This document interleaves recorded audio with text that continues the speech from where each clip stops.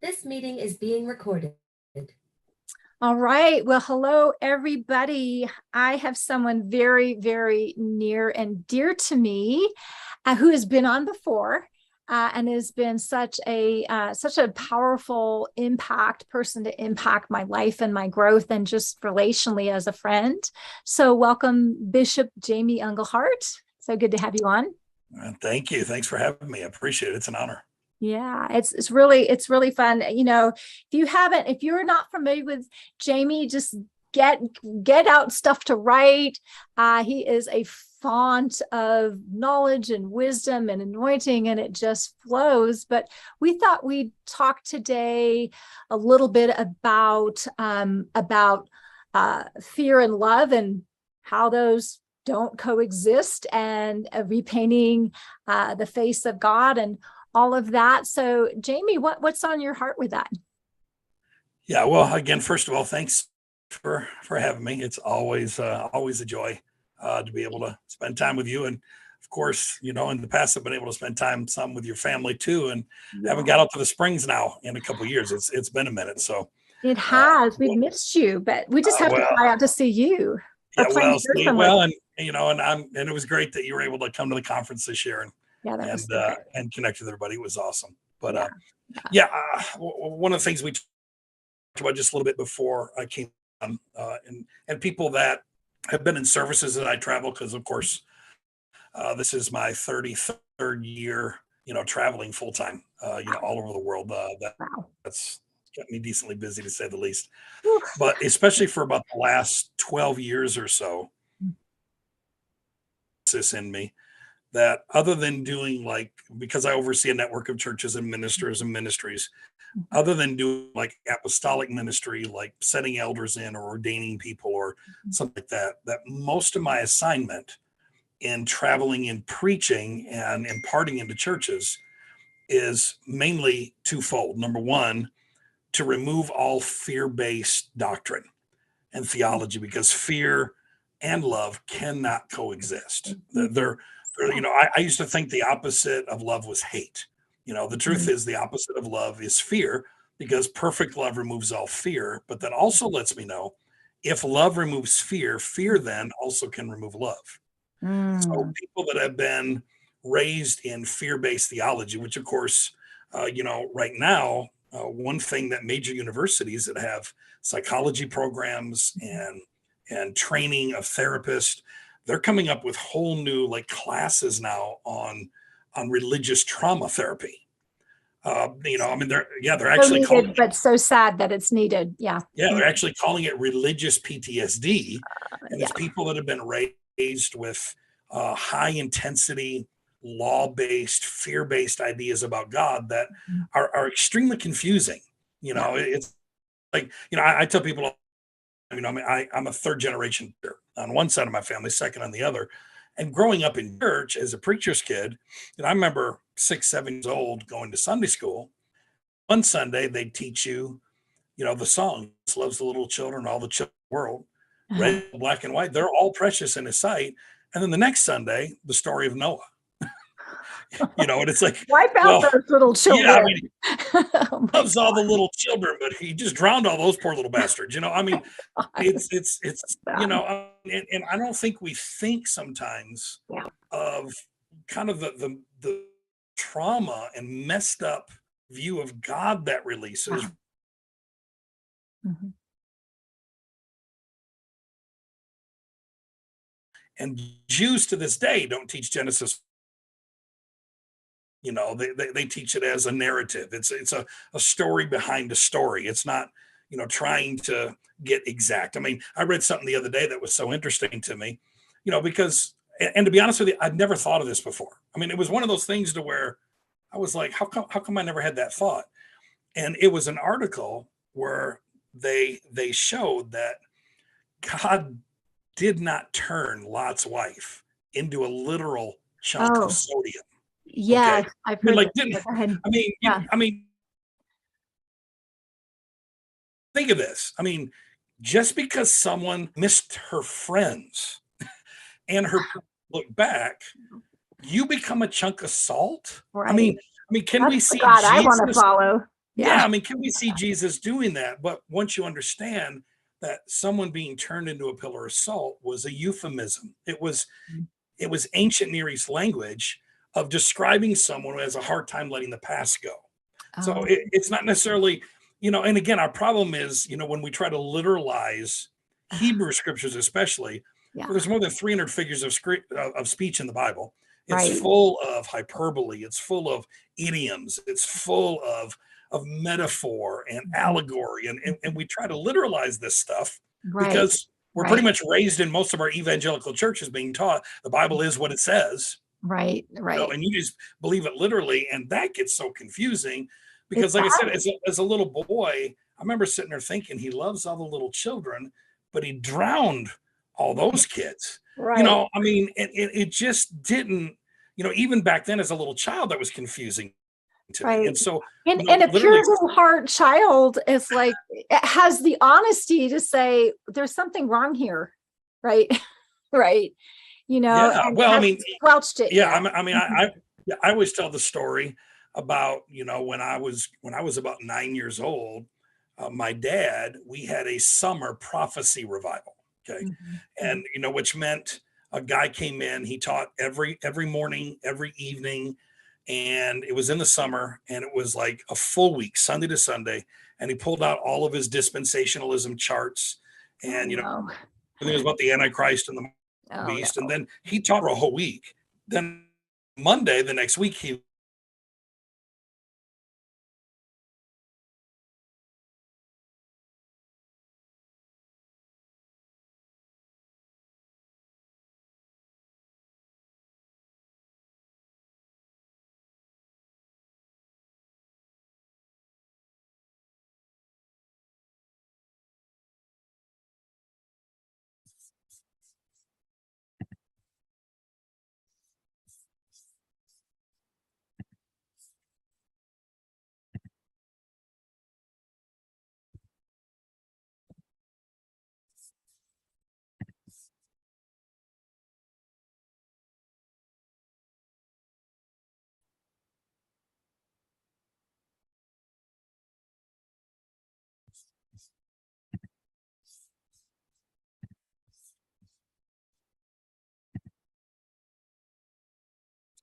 Oh, okay.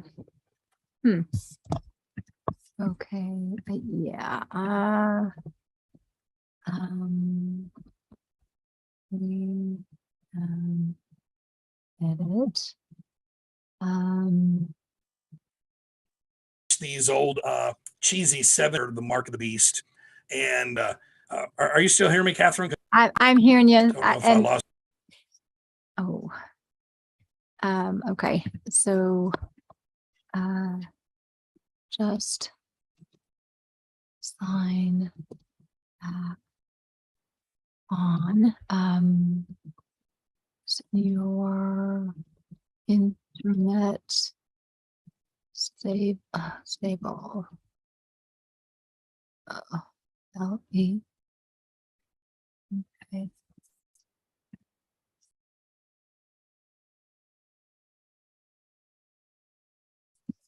Mm, okay, joining. Yeah.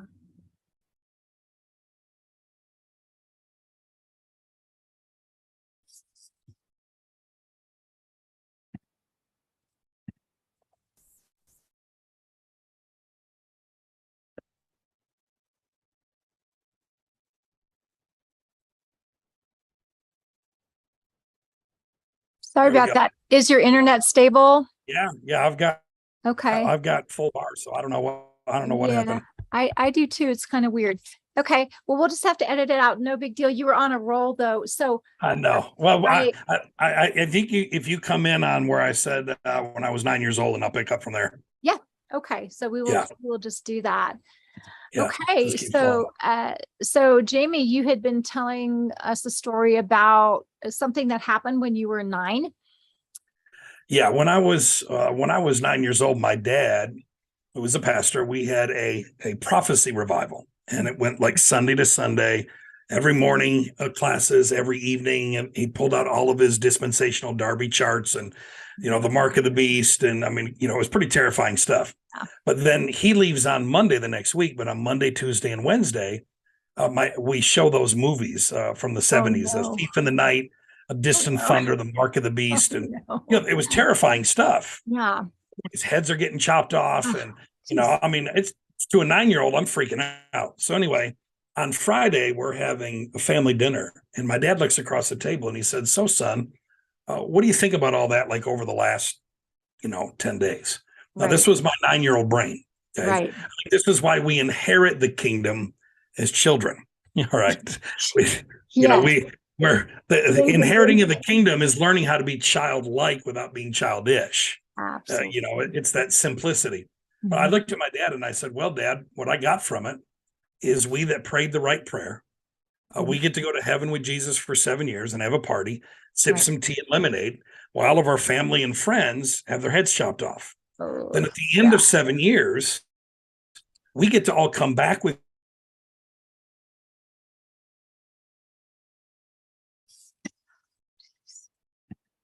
Jesus on a spirit horse." Yeah, kinda, and I was like, "I'm not interested." I mean, I didn't want anything to do with that whatsoever. I was like, "No, thank you." Right. And so that was my 9-year-old brain thinking, wait a minute, Jesus tells us to love our enemies, but he's going to come back like Rambo and slaughter all of his. I know. I mean, it never lined Forgive up. our enemies, but we're going to slaughter them. Right. I mean, well, it's pretty much Jesus saying, "Do what I say, not as I do." Exactly. Which that never works with children. So, I mean, for us that are the children of God, it never works for, a parent or even an older brother or sister to tell us to do something that they don't do at all. Exactly. And so it's amazing how, I've run into so many people because of being raised in that fear, their view of God is messed up, and I've been sharing this lately as I've traveled too. I genuinely believe that we should remove. Now, I've already been attacked for this, and I'm used to it. So, but everybody. I believe we should. Right, I believe we should remove from our Bibles the phrase "the fear of the Lord." Yeah, because the idea of fear and love, because God is light, life, and love. The only nouns for God are in 1 John. Every other description of God is pretty much an adjective. And so who God is in his person and character is light, life, and love. And none of those things does fear exist with, because the word fear, if you look at the translation of those words in Hebrew and Greek, terror is one of them, but it's also awe, it's also honor, it's also respect. So why do these translators choose the word fear? Yeah. Right. Choose the word terror, because that was their own bias and their own view of God. Because people think, well, but you got to have the whole counsel of God. I get told that all the time. You can't just teach God is love. You also got to teach that God is holy and God is righteous. And I'm like, well, of course he is. But his holiness is righteousness. Are adjectives that are there to further describe the noun, which is light, life, and love. Of course. And so, for us to have this crazy idea that, any child that is terrified of their parent, that's called a dysfunctional family. Exactly. I mean, when my mom used to even say, well, when your father gets home, when I knew I was in trouble. Yeah. There was an awe in me. There was an honor. There was definitely a respect, but I wasn't terrified of my dad, because I knew my dad wasn't going to harm me. I knew I was going to probably get a spanking, right? But that wasn't to harm me, right? And so this idea of fear and Lord, in the same context, I'm just not, one of the 7 spirits of God in Isaiah is the fear of the Lord. The only time you really see the word fear of the Lord in the New Testament is in Hebrews, where it calls it the spirit of the fear of the Lord. Right. So it's not just the fear of the Lord, but the spirit of the fear of the Lord, which is again one of those 7 dimensions or spirits of God. But even then, I think fear is a horrible word. to use. I think awe makes a whole lot more sense anyway, because we should be in awe of God. He's awesome. He's righteous. He is holy. Holy means other. He's other than. In other words, he's greater than. And yeah, we should have that. But anytime fear comes in, love goes out the door, because fear and love cannot coexist. And so these doctrines that have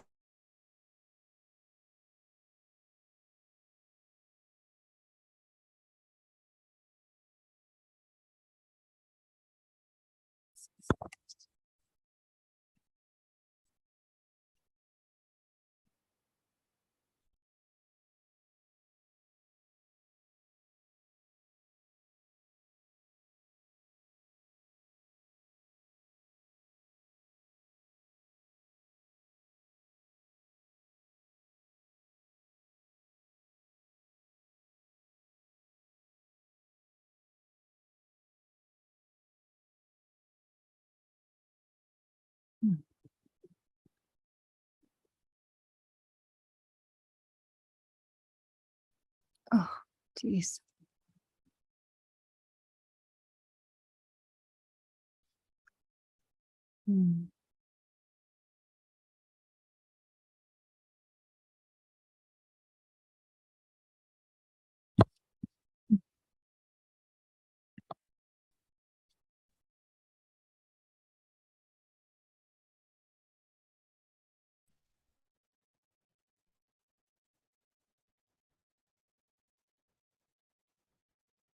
I'm so sorry. but it may, probably not just all you, some of mine too, but I keep showing all my bars, so I don't know what's going on. It is very confusing. So Well, sometimes too, I know around between 5 and 9 o'clock when you do stuff there, I think sometimes there's so many other people on that it can tend to lag. Yeah. I don't ever have this problem late at night or like, before 3 o'clock. Right. Wow. Yeah, so. Well, anyway. I'm so sorry. No, that's all right. We will. That's what editing's for. So you were saying, basically that love and fear cannot coexist.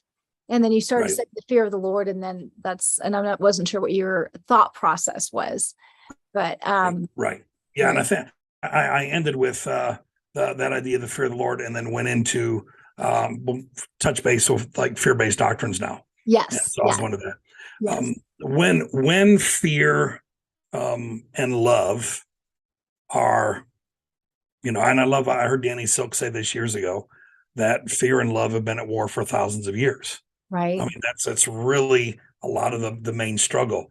But when you're taught a lot of fear-based doctrines, such as the idea of the fear of the Lord, or things like dispensationalism or futurism or the rapture, a lot of our end time stuff is very fear-based. It is.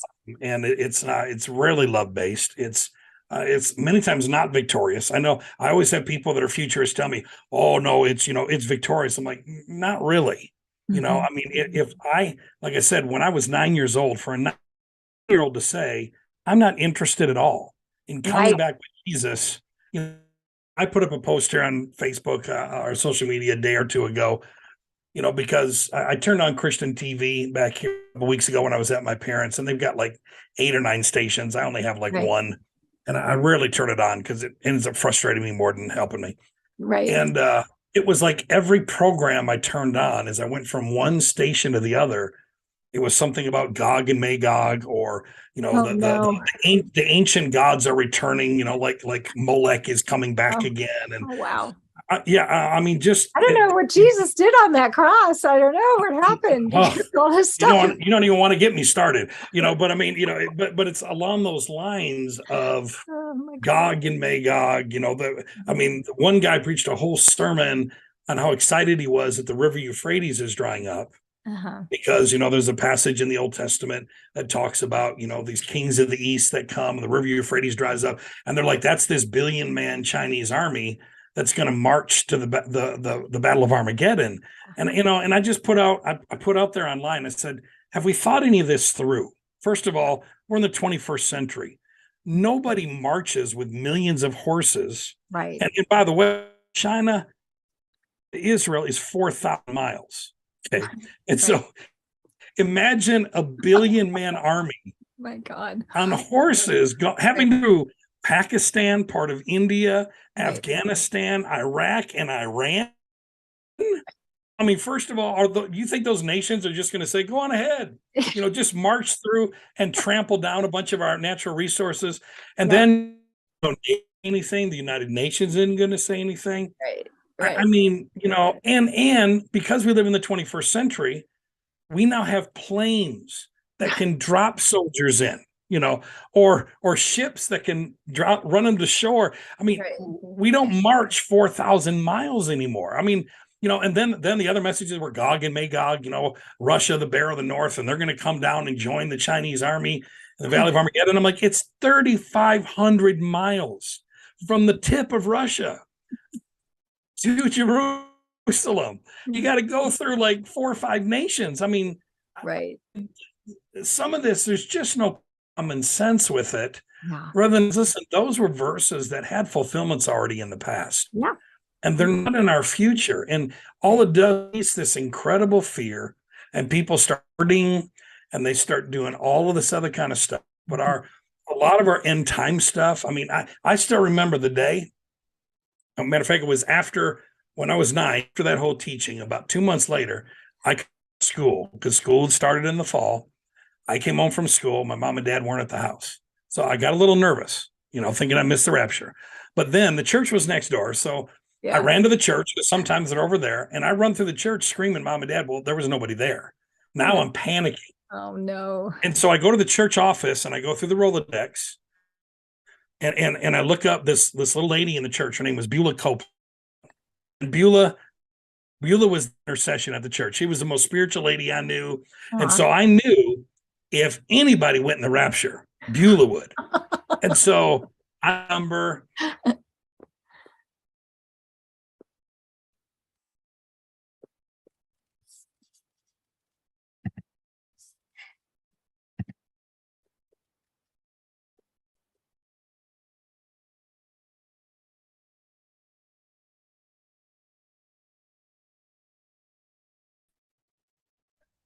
Oh, are you back? I'm back.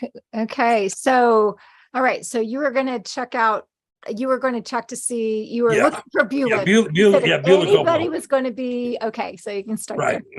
There. And all of a sudden you froze on me, and then it just came back. But anyway, so I run over to the church, and I go to the church Rolodex, and I call, and of course there was no caller ID. There was, hardly anybody back then even had like voice messages, where you could leave. And so it rings like 10 times. And so I'm freaking out, thinking I missed the rapture. All of a sudden Beulah answers, and I was like, oh, thank you, Jesus. Because I knew if Beulah was still there, then I was good. You're safe. You're safe. And, but I mean, I look back on a lot of that, and I'm like, what a horrible way to live as a child, and I'm so grateful. And I tell people this all the time. I don't, because there's a lot of things I've preached a different eschatology for 25 years and been kicked out of churches for it, movements, denominations, and everything else for it. Yeah. But I don't preach and teach it for my prosperity.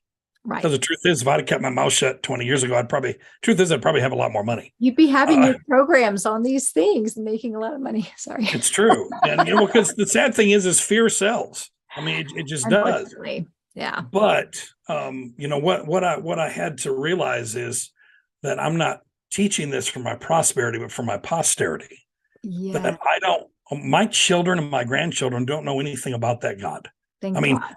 When I bring up, I still remember the day my daughter, I think, was about 9 or 10 years old, and we were preaching a conference in Indiana. And the man who preached the night before me was an old-fashioned hellfire and brimstone preacher. Oh, no. And of course, my kids had heard me talk about it, but Mhm. they never experienced it. Right. And so, the service gets over, we go up to the hotel room, and my daughter Brittany, she climbs up in my lap. She says to me, she said, "Daddy, that man that spoke tonight has problems." And I was like, "Well, what do you mean, Right. sissy?" And she said, "He believes that our Jesus, who tells us to not render evil for evil, to love our enemies, Mm. is gonna fry and torture all of his." And she Mm. said, "Daddy, wouldn't that make Jesus a bit of a liar and a hypocrite?" And to be honest with you, at that moment, at that time, I'd not really thought about it. I'd changed my whole eschatology to where there was no fear base in my end time anymore. Right. But and I never really preached a eternal torment hell Right. because Mhm. it didn't make sense to me. Right.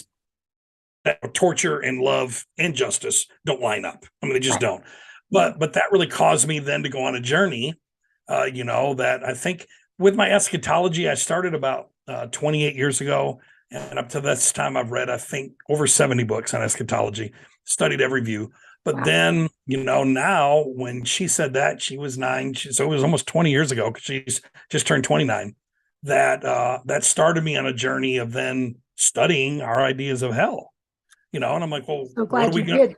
yeah, what are we going to believe about that? Because, do we really believe that all the good kids get to go upstairs, but then daddy's got a basement, where he takes out all of his anger because he's still got this one side of him, and none of it lines up with love. No. It doesn't even line up with justice because our justice would say that, Right. our justice wouldn't be Jesus on the cross saying, "Father, forgive them." We would call 10,000 angels and say, "Take them out." Mhm. I'm Right. being crucified unjustly, sick 'em, daddy. But Right. God's justice, according to Zechariah 7, verse 9, he said, "Practice true justice, declares the Lord, which is mercy and compassion." So God's idea of justice is not retributive, it's restorative. It It's is. always a heart of reconciliation, of restoration, of bringing his wayward ones. I think it's 2 Samuel 14:14, where God says, it says, "Thus says the Lord, I, the Lord, never take life." Yeah. Never take life. I mean, literally, he says in the Old Testament through Samuel, he never takes life, but he devises ways to bring his wayward ones home. And so, Samuel says that God's whole heart is not to take life, but to actually come up with ways to bring wayward ones Oh. back into the fold. And so that then started me on a journey of, okay, if the two main fears that I was raised with Mhm. was the rapture and hell, Right. then I probably need to look at these two things Ah. maybe in a different way. And what's crazy is, and of course, I have a 5.5 hour e-course on my website on the last days. I have a 6 hour e-course on hell called "What the Hell," I love it. and and it's kind of a description. I really go into the history of where we get all this stuff from, Mhm. and most of it doesn't even come from the Old Testament. I mean, you go to the Old Testament, and Job actually says that hell, or Sheol, the grave, is what it actually translated, is a place of rest and peace from your enemies. Wow. Ezekiel actually says that Sheol, or hell, is a place of flowing rivers. Wow. And I'm like, rivers of fire. I mean, that's how I was right. I mean, I actually remember a plant back in Michigan when we started it almost 12 years ago now.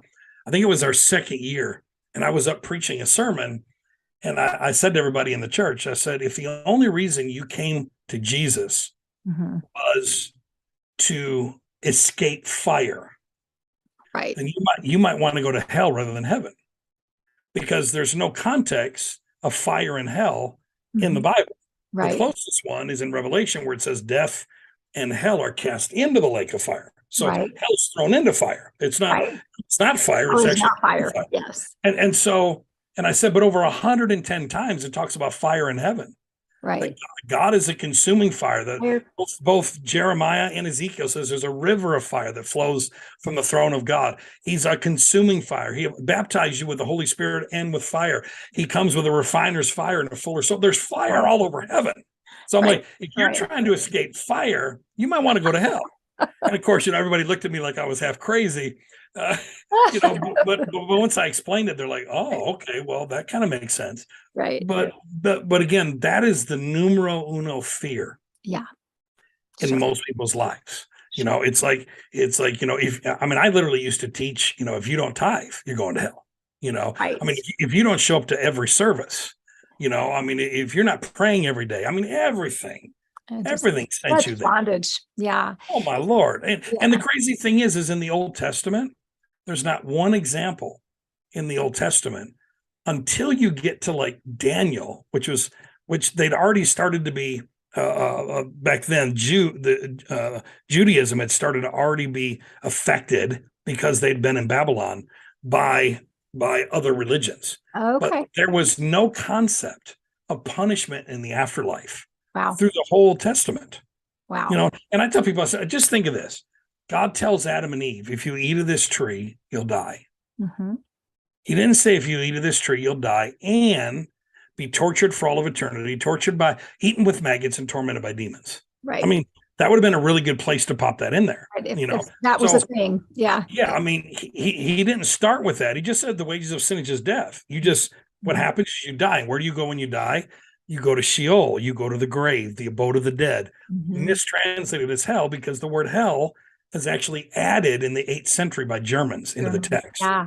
So it literally doesn't even exist in the original Hebrew or Greek, And so when people study this, if they actually take the time to study it, realize that this is not stuff to fear, because when Jesus uses the word 14 times, which he actually never used the word, he actually used the word Hades and Gehenna, which is a literal valley. But the 12 or 14 times in the New Testament it's only spoken to Jews. Wow. Because it's mainly dealing, and this goes back to getting your eschatology right.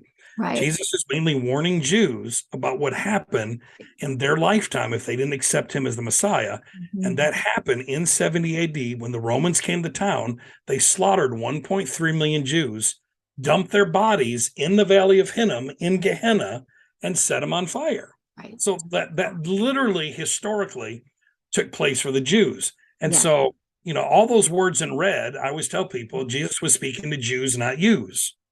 Now, it doesn't mean that we don't learn from it. It doesn't mean that principles are not there, but he was speaking to a specific people, let alone Paul and the apostles never one time brought up Gehenna or hell to Gentiles.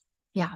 Interesting. You get to the book of Acts, and Paul says, I have no man's blood in my hands, for I've declared to you the whole counsel of God.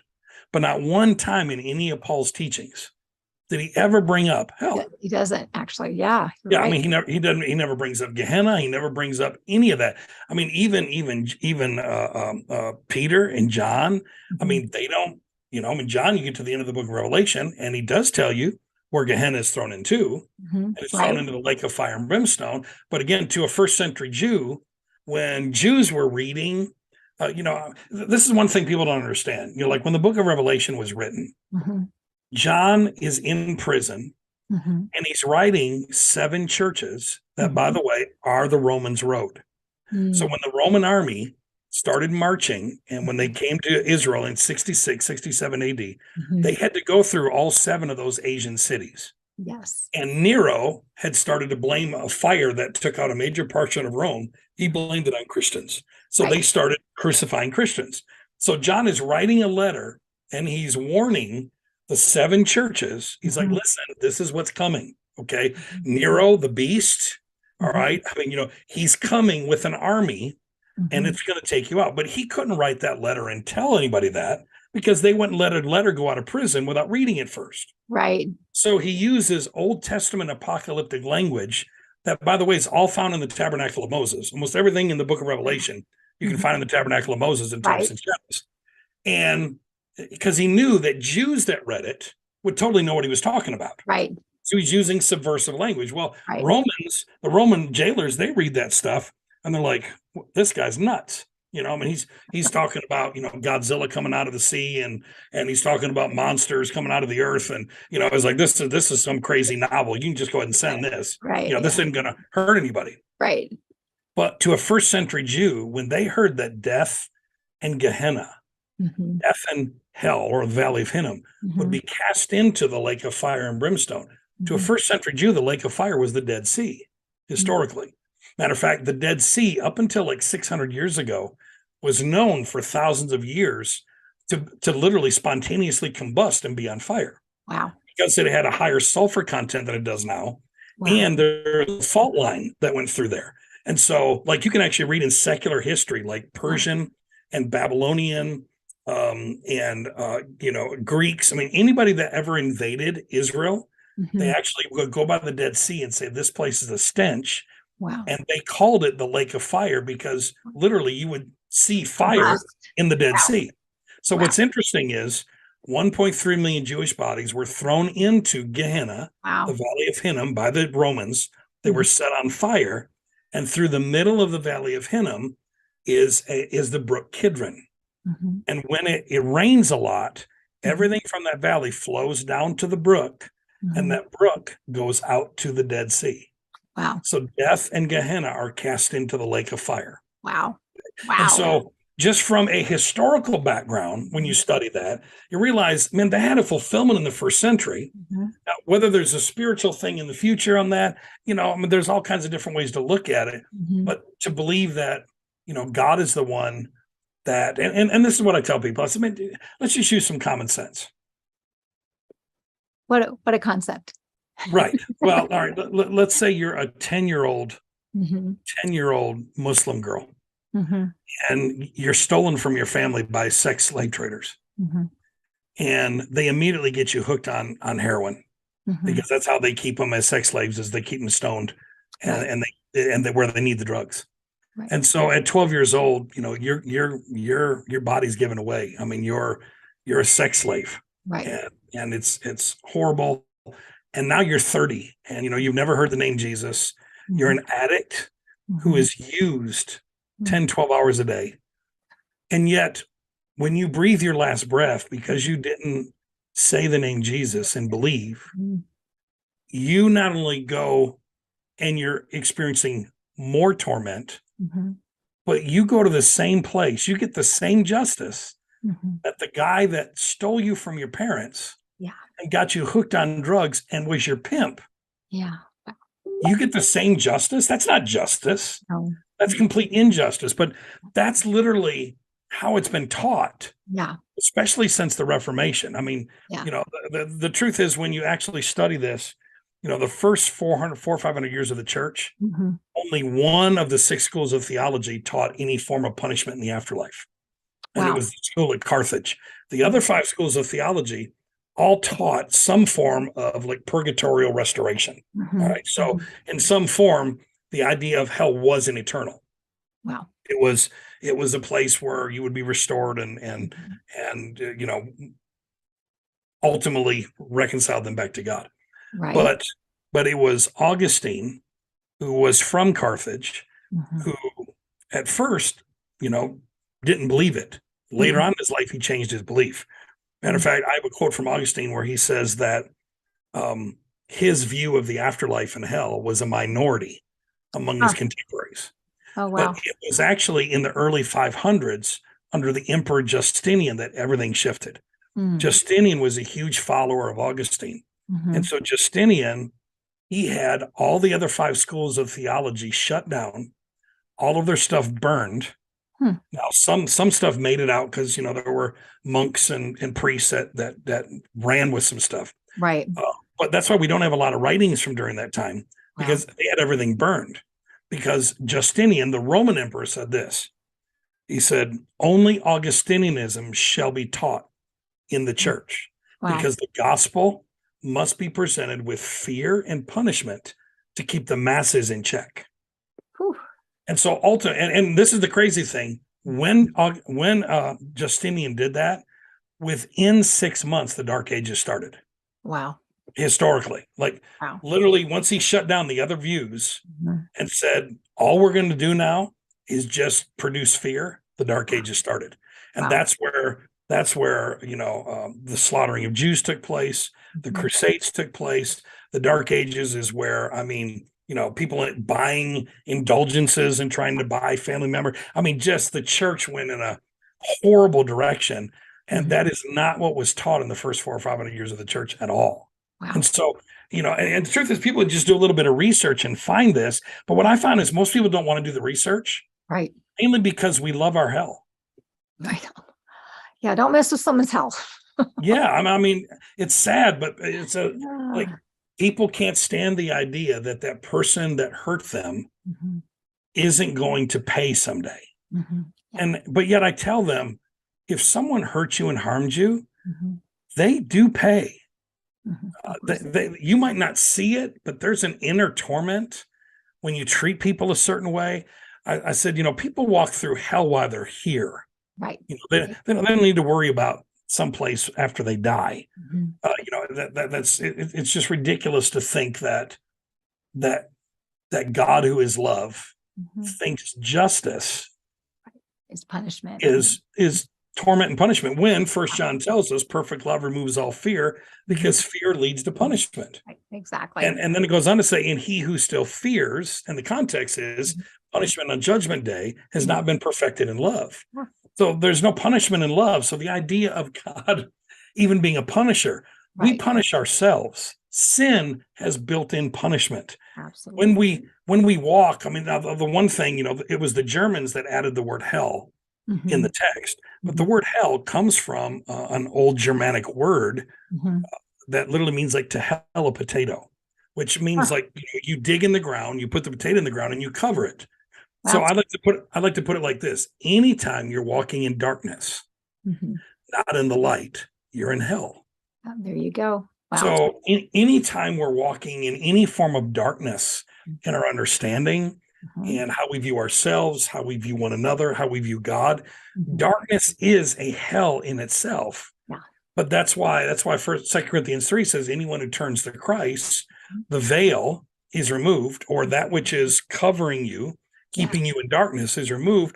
And now you see the light because you now see Christ. And so, those fears keep more people trapped than about anything else. I mean, this is the crazy thing. When I actually started publicly talking about there being no rapture, all right, letting people know, matter of fact, there was no futuristic view of the book of Revelation until the 1600s.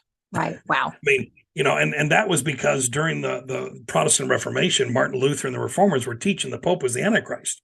Right. So in order to save the Pope's behind, a Jesuit monk by the name of Francisco Ribera, he came up with a whole system that put the book of Revelation being fulfilled sometime around the 20th century to take the heat off the Pope. So there literally was not a futuristic view of the book of Revelation of the 1600s. Wow. And then it wasn't until the 1800s that the whole idea, there was one or two people in the 1700s that taught a form of like a rapture, but it was the 1800s with John Darby and with the Irvingites, Edward Irving, that actually was kind of the starting of it. That then once Dake put it in his Bible and it went out to all the evangelical churches, everybody, I mean, I literally grew up thinking that nothing else was ever taught. This is what everyone's believed since Jesus. And it's like, nobody believed it until the 1800s. Right. And so, it's crazy how when fear steps in, fear, and this is what I tell people. I said, this is how simple we should be able to live our lives. Right. It's not giving us a spirit of fear. So anything that is producing fear, we should automatically know it's definitely not the new covenant. It's definitely not the gospel. So if it's producing fear in you, run in the opposite direction. I mean, but it blows me away because that's 95% of everything you see on Christian television. Well, it is. And it's kind of what's represented as the gospel, right? And so, and boy, what I don't have words, but what a disservice. I mean, it's such a puny way of saying it, but I mean, wow, that just hijacks the whole thing. And so, yeah. And you have to look at the fruit that it bears. Is this bringing the fruit, righteousness, peace, and joy in the Holy Ghost? Is this bringing the fruit of the Spirit? Is this bringing life more abundant till the full till it overflows? No, it brings bondage, right? Yeah, and is it bringing freedom? Because it's for freedom that we've been set free. Exactly. and none of those things bring freedom. Right. Like, Exactly. I mean, even the idea of, okay, let's say there's a rapture and I get to leave. Well, that might make me feel good, Right. but what about my cousins and my aunts and uncles and Right. all my friends that they haven't prayed the prayer and they haven't believed, and I'm good, but those poor folks, Bummer for you. I The mean, bummer for you attitude is not a Jesus attitude. Yeah. no, not even close. I mean, so it's Yeah. just absolutely, and I can see, I mean, I know for the rest of my life, kind of the clear mandate Mhm. on my life is to remove those ideas because the church has been inundated with it without even thinking it through. Right. This is the thing that's the thing that saddens me is, well, I'll never forget, my spiritual mama in the faith was Dr. Fuchsia Pickett. Mama Pickett was one of the greatest teachers of the 20th century, brilliant woman, had 4 earned doctorates, I mean, just brilliant. I will never forget 19, I think about 95, 96, we're sitting in a restaurant. And I've actually taught this now literally all over the world, everywhere I've traveled. But she said, son, she said, there's 3 ways we receive revelation from God. She said, the first one is where 90% of most people get revelation, and it's impartation from someone else to you. You hear a sermon, you read a book, but it's coming from someone to you. She said, secondly is illumination. And that's where you're reading the scriptures and something jumps off the page at you. It becomes illuminated to you. But she said, the third one is pure revelation.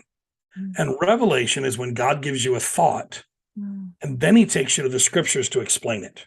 Oh, wow. And she said, hardly anybody ever walks in pure revelation because nobody wants to think. Ooh, ouch. And when she said it, I was like, yes, you're right.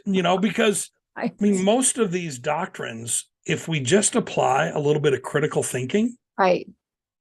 I mean, it's one of the reasons, right. It's one of the reasons why we're losing so many of our young people once they go to college. Right. Because they get in a philosophy class and the professor destroys this stuff with critical thinking. Right. A lot of them are walking away from the faith. Sure. Because they were taught the Bible is inerrant, it's infallible, it has no contradictions. And in one philosophy class, the professor shows them 20 contradictions. Right. And I mean, just in their mind freaks them out. Right. Because, a lot of times we taught them how to be good Biblians rather than good Christians. Right. And we taught them how to have a relationship with the book rather than actually with Christ. Yeah. And then they walk away from the faith because a little bit of critical thinking removes this stuff. I mean, I remember I got in trouble about I think 6 or 7 years ago when there was a company from Sweden and they implanted chips in their employees' wrists. Oh, right. Okay. That when they would come to work, all they had to do was do this, right. And it would check them in and check them out. They didn't have to punch a time clock; it was in the wrist. Right. And I remember it was all over Facebook and Instagram. Mark of the beast. Yeah, this is the beginning of the end. It's the mark of the beast. And I got in a bunch of trouble because I went on with a little critical thinking. And I said, okay, number one, in the book of Revelation, it says there's a mark on the wrist and on the forehead, not in. Right. On and in are not it's 2 total different prepositions. Right. All right. It's like, it's not the same meaning. And I said, not only that, but if the whole world, the whole planet will not be able to buy or sell without this mark, we're either a long way away from that or we need to rethink it because 60% of the planet doesn't have electricity and running water. Right. That's true. And I said, this works in America. It's a good first world theology. I said, but not only that, but who's going to go to Papua New Guinea, to the islands where there's still headhunters and people who still eat people? All right. I mean, and who's going to go to Peru up to the Andes Mountains and inform tribes who've been trading squash for 4,000 years? Right. All right. They can't trade squash anymore unless you stick something in their head or in their body. You're going to have a spear flying right through the wood at you. You are. But people don't think this stuff through. Right. It's like, seriously, like who's going to go do that? And it's obviously not talking about the whole world, because when you actually go to the book of Revelation, the word for world there is gi, in the oikonomai, one of those in the original language, and it's talking about a specific land. It's not talking about the planet. It's not the word cosmos. Right. And it was talking about a specific place, which was Israel. Right. I mean, it was literally talking about something that happened back then. But the fear that kind of stuff produces, I mean, Right. I grew up my whole life just literally terrified of the last days. So I actually had a young lady, I'll never forget this. I was preaching in a little town in North Texas, and I didn't preach on this. I just made a statement. And after the sermon, she was probably, I think, 24, and she had a little 4-year-old son. She come to my table and she said, "Do you not believe the tribulation is in the future?" Of course, I didn't say that at all in my sermon, but I learned a long time ago, they that have ears will hear. Yeah. Right? So she had an ear to hear because no one else said that. Right. And I said to her, I said, well, actually, no. I said, I believe the Great Tribulation was the Jewish tribulation between 66 and 70 AD. And the tribulation, and she said, so you're not pre-trib? I said, I'm not pre-trib, mid-trib, or post-trib. I'm past-trib. I said, the tribulation is in our past. And she went, really? And I said, let me ask you a couple of questions. I said, Matthew 24 says, woe to the woman who's pregnant in those days. She should pray that it not happen during the winter or on the Sabbath day. Right. And she looked at me and she said, that's the verse. She said, when I got pregnant for my son, she said, that verse terrified me because I was like, how can I run away from the Antichrist during the tribulation? She said, it wasn't until this year. She said, my son turned 4 and he now can run almost as fast as I can and can run with me. She said, but I've been terrified up till this year because now my son, but she said, I don't want to have any more kids. And I said, okay, let me ask you a couple of questions. I said, number one, I said, why would you in North Texas need to worry about the wintertime? I said, not only that, but why would anybody in the Southern Hemisphere, why would anybody in Mexico, Central America, South America, Africa, Australia, most of the Southern Hemisphere need to worry about running anywhere in the wintertime because they don't have bad winters. Exactly. And she just looked at me. I said, not only that, but why would you as a Gentile in the 21st century need to worry about running anywhere on the Sabbath day? We're not under Sabbath laws. Jesus fulfilled the Sabbath. And I said, not only that, but when you go to Luke 16, which is Luke's version of Matthew 24, it also there says, when you see Jerusalem surrounded by armies, don't go down. If you're on your rooftop, don't go down in the house, jump off the roof and head for the hills. Right. And I said to her, I said, have you ever been on your rooftop? She said, I've never been on my roof. I said, are there any hills by your house? She said, it's flat. I said, maybe he wasn't talking to you. And it was like this big light bulb went on. And I said, maybe he was to actually have more kids. Yeah, well, no, she ended up having 3 or 4 after that. Yeah. I mean, literally the fear was gone. Because I told her, I said, listen, we don't hang out on our rooftops in America unless you're like in a big city and you've got like one of those flat roofs.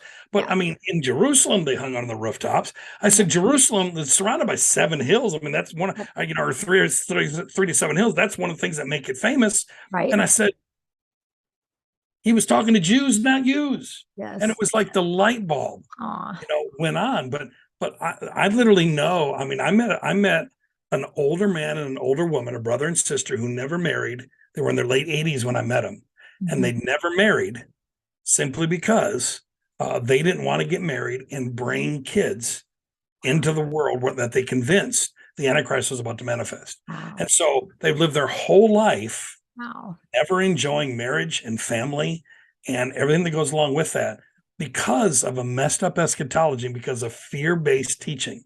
That robbed them of a life. I mean, it robbed them of it.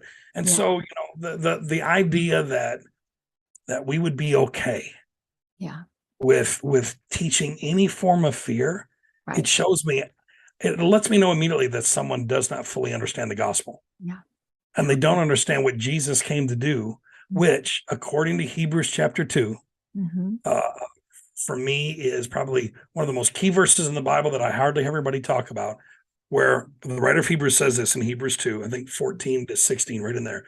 But he says this, he said, Jesus destroyed him who had the power of death, that is the devil, so that we, who all of our lifetime had been slaves to the fear of death, would no longer be afraid. So one of the main reasons Jesus came was to free us from the fear of death. That all of our lifetime we've been enslaved to. And so anything that causes a fear of death and what will happen in the afterlife, it's automatically not the gospel. Ding to ding ding. Jesus came for that. Yeah. Yes. Wow. And so I've just made up my mind, no matter how many hits I take, I'm willing to be called a heretic, Mhm. because I know that the heretics of one generation are the heroes of the next. Right. And I have absolutely no problem with that. But I Mhm. also have done the research. I Mhm. put the time in, and anytime someone wants to try to debate me, Mhm. I can do it pretty well. And I can point them to the right stuff, the right scriptures, Mhm. the right teaching, because most of the time people would rather put their head in the sand Yeah. and be ignorant about this stuff. Mhm. Again, it's because we like the idea of God punishing people we don't like, Yeah. even though we're supposed to love them. Mhm. And to me, and I've said this now for years, it's interesting to me that Jesus never told us to love his enemies. Mhm. He Doesn't told have. us to love our enemies. Yes. And the reason is because he doesn't have any. That's it. And how do we know that? Because no greater love is this than a man lay down his life for his friends. Wow. And we know that he laid down his life for everybody. So he only has friends. So he tells us to love our enemies, not his enemies, Yeah. because he doesn't have any. He doesn't look down from heaven and see any enemies at all. All he sees is sons and daughters who have awakened to the fact they're sons and daughters who are still asleep, who don't know who they are. They don't know their identity. And so they're living alienated and separated in their mind from him because no one ever informed them they were sons and that they're beloved Yeah. from a wonderful father. And that's the gospel. That's the good news. It's not turn or burn. It's not God can't stand you. It's not watch out, the rapture's coming and you better not miss it. And then on top of it, you better, and listen, I love to tell people this. I said, anybody that tells me they really believe in, like they intensely believe in the rapture Mhm. and eternal punishment, Uh-huh. I have no problem looking them square in the face and saying, I don't believe you. You're a liar. And I'm Mm. looking at, well, yes, I do. I'm like, well, then how come you're not out 24/7 warning people? That's I mean, it. have you knocked on every door in your neighborhood and warned them that Right. they're going to be tortured for all of eternity if they don't repent? And how is that the abundant life? I mean, Right. how am I going to enjoy the abundant life taking my granddaughters to a movie? Mhm. And Yeah. and being convinced that Mhm. 90% of the people sitting in that movie, if a shooter came in with a machine gun and started shooting at us all, that 90% of them would immediately be burned and tortured Yeah. forever and ever. And I don't stand up and warn them. Mhm. Yeah. Wow. And I tell people, I said, at least the street preacher that goes Right. out 8 hours a day with a bullhorn and Uh-huh. screams repent, at least he believes it. Yeah.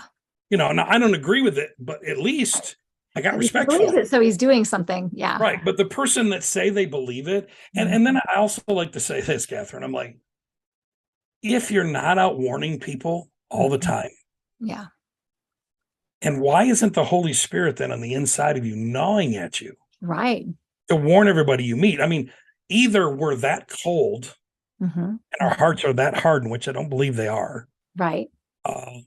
or it's just not real. Maybe it's not a thing. Yes. Maybe Yeah. that's why I don't wake up in the morning and the Holy Spirit tells me, you got to go warn your neighbor. You got to warn your neighbor. And then when I go to the grocery store, you got to tell everybody, because you think if eternal torment is real, Mhm. Yeah. that we should be warning everybody. Right. And Exactly. if we're not, that's pretty cold. I mean, that's like you're a pretty cold individual if you know that and you believe it, and Yeah. you're not telling everybody that you run into. And the reason we're not, and the reason we don't feel this conviction to continually do that, Mhm. because it's not real.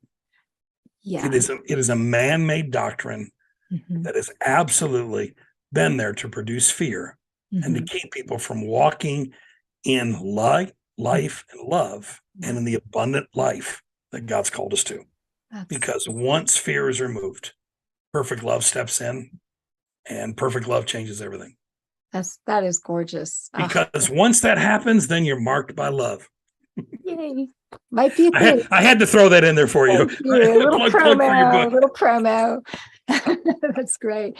But that's true. I mean, that is, wow, that is so gorgeous. I have a question for you. Yeah. Because you were talking about hell, Yeah. not full of fire, heaven full of fire. How do you understand, or do you understand? Is it a mystery?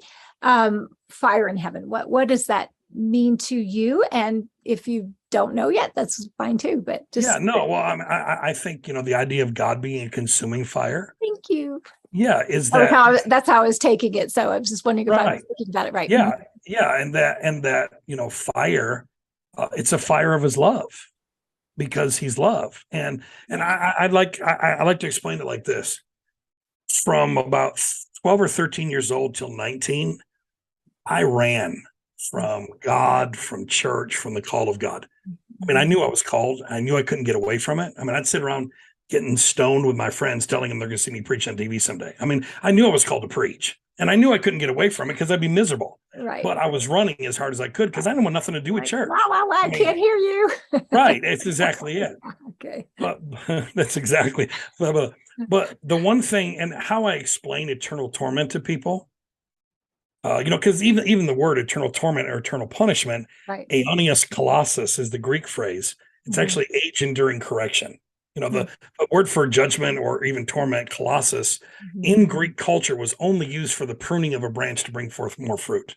So it was never for destruction, is what it was. Wow. But the explanation I like to give is, I hated from 13 to 19. I hated going home. I'd get out of school. I'd go home. I would, take a shower or get on my bike or change my clothes, leave as quick as I could, go to one of my friends' houses, go out and play sports. By the time I was driving, it was just, I'd be gone back home at midnight. I just didn't like being home because I would walk in the door. My mom would nearly always be in the kitchen, and she'd be in there praying in tongues. And I knew my mom was praying for me all day because my parents were very concerned about me. Okay. Yeah. And so, then she'd want to give me a big hug and kiss me, but I was resisting their love.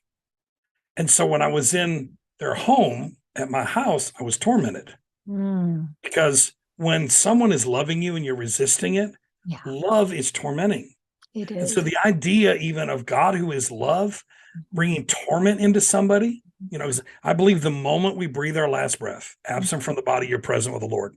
Whether you're righteous or unrighteous. I mean, Paul says we all stand before God. I don't believe that we now die and go into the grave and we're waiting for judgment day. All right. That was old covenant. All right. The moment you die now, the grave has been closed. All right. Jesus shut hell down. Right. All right. He emptied it out, shut the door from the inside.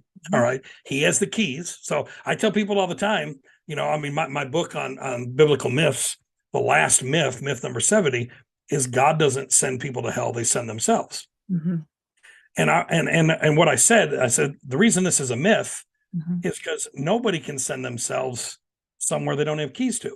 Right. Let me in. Well, how do you send yourself? And the only reason we say that is because hell is so vexing to us. Yeah. That we can't comprehend our loving Savior sending anybody to hell. So we say, oh, well, God don't send people to hell. They send themselves by not believing. And it's like, but wait a minute. How can you send yourself somewhere without keys? Yeah. Because Jesus is the only one that has the keys of death and hell, death and the grave. So he closed the grave. No one has died in 2,000 years. All right. The moment you breathe your last breath, you don't go to the grave anymore. Absent from the body, you're present with the Lord. But when you stand before God, those of us that have received his love, that fire, that river of fire that flows from that throne, it's cleansing. It's as Paul said in Corinthians, he said, we all will go through the fire. He said, it will bring cleansing. It will bring purging. And he said, it will burn away the wood, the hay, the stubble, but you won't be burned. He said, so this fire that comes from God won't consume you, but it burns everything away, unlike him. Yes. And it's refreshing to the believer. To the unbeliever that have resisted his love, it's tormenting because they've resisted that love. But then it burns everything away. It cleanses everything. I mean, even the idea, I love what the Eastern Orthodox Church mainly teaches, because in Revelation, when it says death and hell are cast into the lake of fire and brimstone, the word brimstone is the Greek word theon, and it's translated in 2 Peter 3 as divine nature. And so you could literally say the lake of fire and divinity. Wow. Right? So because God is the lake of fire, God is divinity, and he consumes death. And he consumes the grave, and burns it all up. And then you stand before nothing but pure love and pure fire. Yay. You're cleansed and purged. Now, beautiful. I leave room in my theology for, someone like Charles Manson. to still give God the finger after all that. And Yeah. then I would probably have a little bit of conditionalism or annihilationism, that person would then perhaps be just destroyed and like cease to exist. Even though, I don't fully embrace that, but I leave room because I don't know. I believe that once everyone has had all the wrong ideas of God cleansed away, all of the wrong views of God they got from Christianity, all of the pain they experience, and they're standing as a spirit and soul that's been purged and cleansed before pure love, I'm not sure anybody's not going to say Jesus is Lord and bend their knee. I agree. And one of the things that I believe that fire, the fires of God, the fires of love are healing is a broken will that resists love, and that also resists, because if you're created in the image and likeness of God, you're created in the images likeness of love, truth, and light. Yep. And so when you're resisting it, you're resisting actually who you are. How long in eternity can any one human being hold out against pure love that's also burning away? Right. And which not to be dogmatic, but gives you a lot of hope for the Charles Mansons and the Adolf Hitlers. And I don't know, that's God's business. We know he's good. Exactly. All of that. Right. Well, and the truth is this, all right, we don't have any scripture in the Bible that says your last breath is your last opportunity to hear and believe. But we have, at least in the New Testament, John 5, Jesus said that the gospel would be preached to the dead and they would hear and rejoice. Right. What does that mean? Who's preaching the gospel to the dead? The early church, you go to 1 Corinthians 15, the famous resurrection chapter where Paul's saying that, if there's no resurrection, no reason to preach the gospel. Right. He also goes on in there and he says, if there's no resurrection, he said, then why are you being baptized for the dead? There's no reason for you to be baptized for the dead, because the early church actually had a practice that if they had family members who had died before being baptized or before receiving Christ, that they could be baptized in proxy.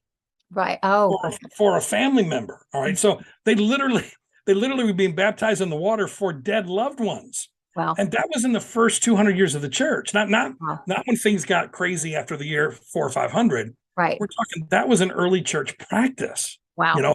Matter of fact, in my series on what the hell, on my e-course, I go into that the first few hundred years of the church, one of the reasons they met underground and in catacombs and in caves and out in graveyards is because they actually believed that where the dead were, they were still a part of the cloud of witnesses. And so they would have their Eucharist services where dead bodies were, so that the rest of the body of Christ in their area that had passed on could be a part. Wow. I'm like, can you imagine a pastor getting up in America on a Sunday saying, now next Sunday, we're going to go have communion at the graveyard? That's crazy. People would lose their mind, but that was a practice in the early church. Wow. And so, so much of this, we just don't know what we don't know. And once the fear is removed, and you begin to see the life that Christ really wants us to have, and you stop freaking out about all this stuff. And that's why I tell people, I said, I call myself a hopeful inclusionist. I believe what Jesus did was for all of humanity. And I'm hopeful that at the end, all will joyfully declare. I'm hopeful that they're, even according to 2 Peter, he said that, people under the old covenant had a second opportunity. They had an opportunity to hear the gospel after death, because Jesus went into the grave and preached to the captives and emptied it out. So the crazy thing is, under the law, people got a second chance, but now under grace, under a new and a better covenant with better blood and better promises, last breath, last opportunity. It just doesn't make sense. It doesn't. And realizing that God's love is constantly pursuing us and his mercy endures forever. It doesn't endure to your last breath. And of course, the only verse that even comes close to putting that in there is the one used at every funeral in Hebrews chapter 9. It is appointed unto man once to die. After that, the judgment. But then we don't read the rest of the verse. I never hear the rest of the verse quoted. Yeah. There's a comma, and then it goes on to say, even so Christ died. In other words, our judgment's not in our future because he went to the cross as man. It says it's appointed to man, not men. Right. All right. There's only ever been two men on the planet. There was the first man, Adam, and the last man, Jesus. All right. Wow. And so he went to the cross as the first man, died, went into the grave, rose as the last man. And I've said this for years. I said when Jesus showed up, he doubled the population because there was only ever two men on the planet in God's mind. There was the first man and the last man. Only two men ever been on the planet because everybody was in one of those men, Christ, yeah, right, in a many-membered body, one man with a many-membered body.